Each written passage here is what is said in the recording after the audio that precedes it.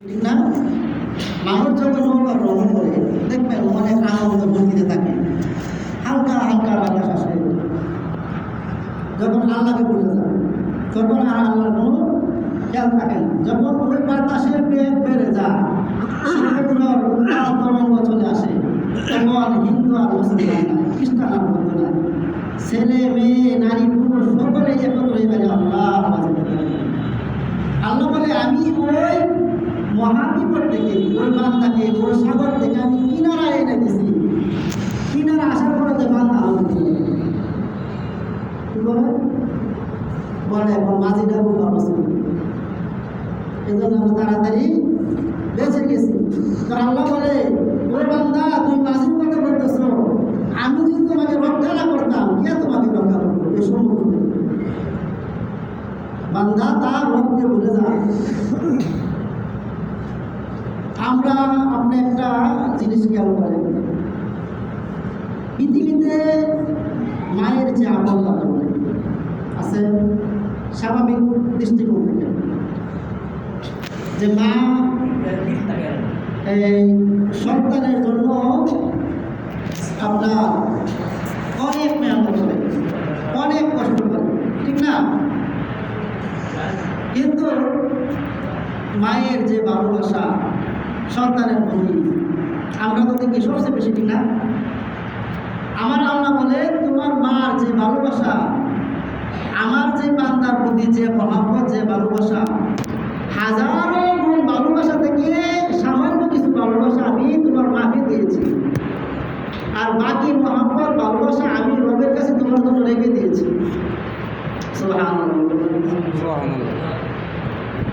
আপনি আল্লাহ বান্দাকে এত মহব্বত করে, এত ভালোবাসে, কিন্তু বান্দা বিপরীত। বান্দাকে বিপরীত, বান্দা আল্লাহকে ভালোবাসে না, আল্লাহকে মহব্বত করে না।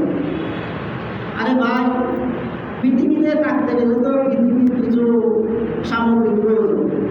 আপনার একটা কাজ করতে হবে, চাকরি করতে হবে, যে কোনো একটা রিজিকের ব্যবস্থা তো করতে হবে। আপনার চেষ্টা আমার চেষ্টা রিজিক দিবে আল্লাহ।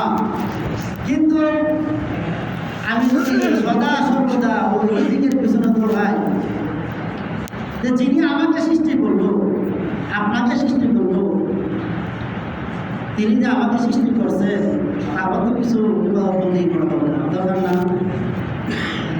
আপনি দুনিয়ার নিয়ম অনুসারে কোনো মানুষ যদি একজনের বাড়িতে কাজ করে হাজিরা, সে যদি কাজ করে সারাদিন, তারপরে সন্ধ্যার সময় তাকে 500 টাকা দেওয়া হবে। যদি সে কাজ না করে, বাড়িতে জমিনে গেছে ধান কাটতে, সে ধান কাটে না, না কেটে সে শুয়ে ঘুমায় আছে, তখন কি ওই মালিক ওই শ্রমিককে টাকা দিবে? বলেন, দিবে না।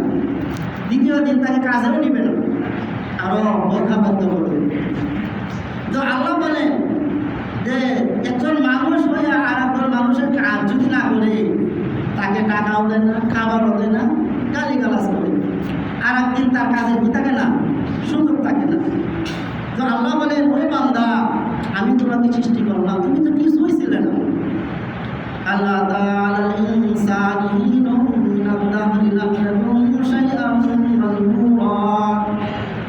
ও বান্দা, তোমার একটা এমন মুহূর্ত চলে গেছে, তুমি বললে যত কিছু ছিল না। আচ্ছা বলেন, আপনি আমার জন্মের আগে যখন আমার মা এবং বাবা হয় নাই, তখন কি আমাদের কোনো অস্তিত্ব ছিল? ছিল ভাই? ছিল না। দেখেন, আল্লাহ পাক রব্বুল আলামিন মানুষকে এমন একটা মুহূর্ত, তার সৃষ্টির রহস্যটা বলা হয়েছে হাদিসে আসছে, তাফসীরের মধ্যে, যে এক পুরা নাপাক পানি, যে মানুষ পৃথিবীতে ওটাকে অত্যন্ত ঘৃণা করে, এইরকম একটা নাপাকি পানি দ্বারা আমি বান্দা তোমাকে সৃষ্টি করেছি। তাফসীরের মধ্যে আসছে যে ওই পানিটা যখন মায়ের রেহেমে উদরে যায়, আল্লাহ পাক রব্বুল আলামিন ফেরেশতার মাধ্যমে ওইটা কি করে 40 দিন পর্যন্ত কি করে রক্তে পরিণত করে, আরো 40 দিন যায়, তারপর এটাকে কি করে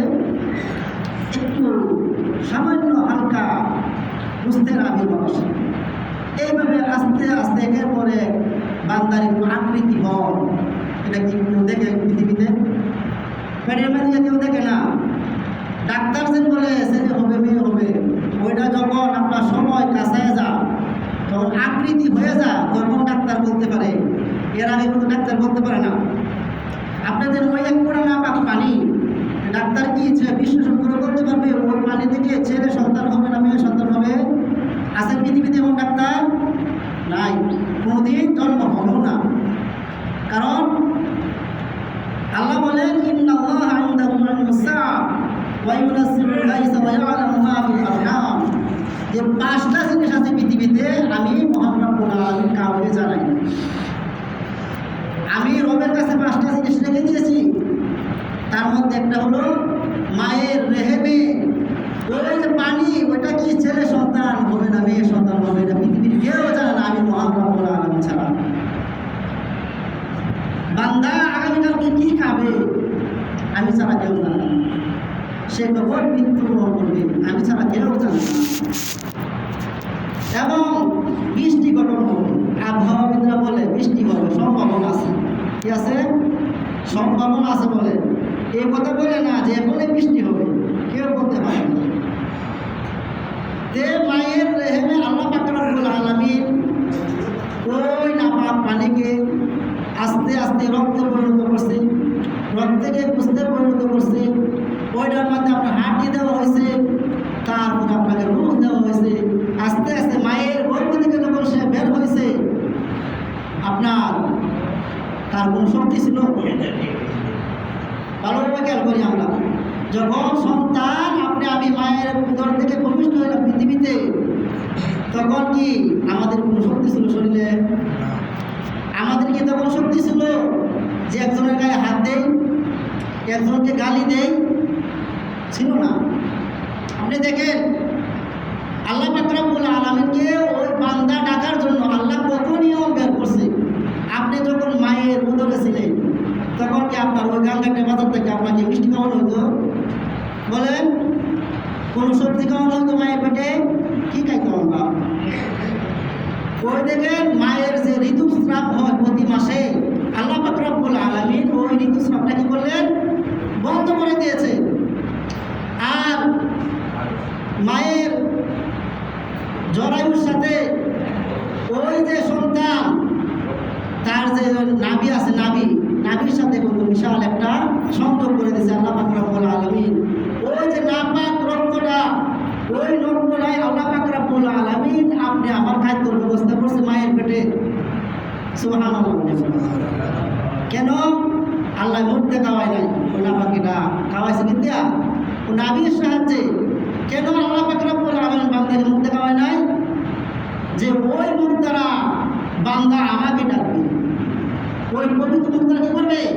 বান্দা আমাকে ডাকবে।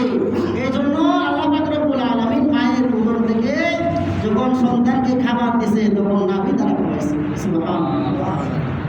আর বান্দা কি করে? দুনিয়াতে বড় হইয়া, পৃথিবীতে বড় হইয়া আল্লাহকে ডাকে না, ওই মুখ দিয়া গালি গালাজ করে। কি করে? গালি দেয়, নিজেকে গালি দেয়, বাবাকে গালি দেয়, মাকে গালি দেয়, প্রতিবেশীকে গালি দেয়। ভাই, গালি দেওয়া হারাম, হারাম। আমরা অনেকে জানি না, অনেক গালি আছে আপনার, যা সন্তান এবং বাবার সাথে যায় না, মা সন্তানের সাথে যায় না। মাকে তো গালি দেওয়াই যাবে না, বাবাকে তো গালি দেওয়া যাবে না, তারপর আমরা দেখি না। আপনি আমার হায়াতে যদি কতটুকু দেখেন, এই যে দুর্বল একটা অবস্থা, যখন মায়ের পেট থেকে ভূমিষ্ঠ হইলাম তখন আমাদের ডান কানে আজান দেওয়া হয় না, বাম কানে ইকামত দেওয়া হবে। একটা মাসালা জানেন, জানাজার নামাজে কোনো আজান আছে? ইকামত আছে? আছে? নাই। আপনার আজান ইকামত তো মায়ের গর্ভ থেকে যখন ভূমিষ্ঠ হয়েছে তখন হয়ে গেছে। আপনি জন্ম হওয়ার সাথে সাথে কিন্তু আজান দেওয়া হয়েছে, ইকামত দেওয়া হয়ে গেছে। আপনি খেয়াল করবেন, যখন আজান হয়ে যায় আধা ঘন্টা সময় থাকে, যখন ইকামত হয়ে যায় তখন মুয়াজ্জিন লা ইলাহা ইল্লাল্লাহ বলেন না, ইমাম সাহেব আল্লাহু আকবার বলতে কতটুকু সময় থাকে? 1 সেকেন্ড বা তাও লাগে না, বা 2 সেকেন্ড। মুয়াজ্জিন সাহেব যখন ইকামত শেষ, ইমাম সাহেব তাকবীর বলবে আল্লাহু আকবার। কতটুকু সময়? একদম সংকীর্ণ সময়।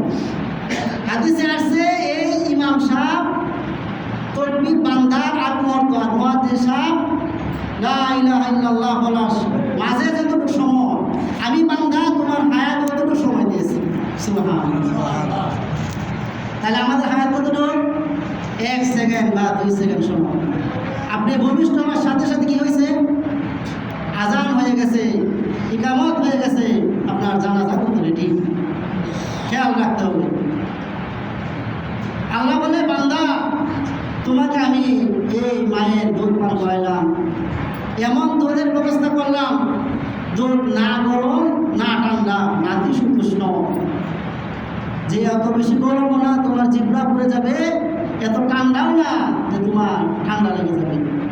তোমাকে আস্তে আস্তে দুধ খাওয়া বড় করলাম, তুমি বড় হইলা, 7 বছর 8 বছরের বাচ্চা হইলো তুমি, এবং তোমার আস্তে আস্তে বয়স হইল, তুমি যুবক হইলা, এখন আমার লোককে তুমি ডাকো না, আমাকে তো ভুলে গিয়েছে।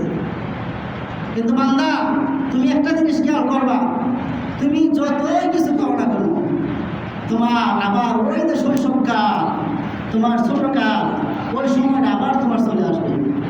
যখন মায়ের গর্ভ থেকে তুমি ভূমিষ্ঠ হয়েছ, তোমার দাঁত ছিল না, তুমি মুখের ভাষা বলতে পারতা না, কিন্তু তোমাকে একটা সময় দিলাম, একটা হায়াত দিলাম, তুমি আমাকে ডাকলা না।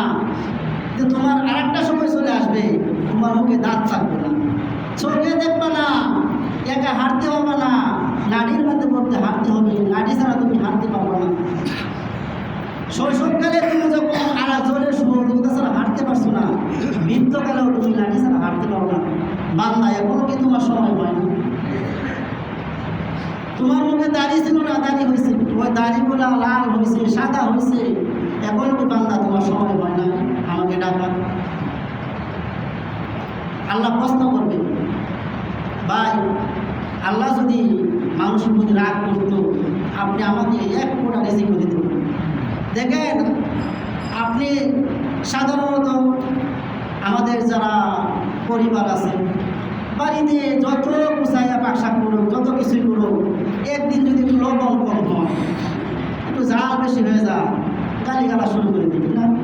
অনেক মানুষ আছে, ভদ্র মানুষ, তারা গায়ে হাত তুলে করে না, এরকম আছে না অনেকে?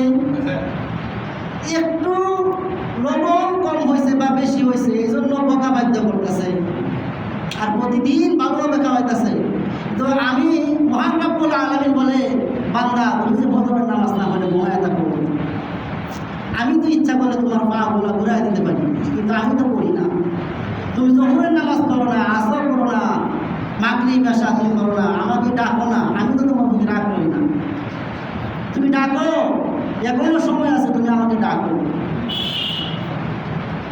যে বান্দা তুমি আমার রাস্তা ছেড়ে দিয়া তুমি ভিন্ন রাস্তা কি করো, পরিকল্পনা করো, যে আমার চেয়ে বড় পরিকল্পনাকারী তো তুমি না।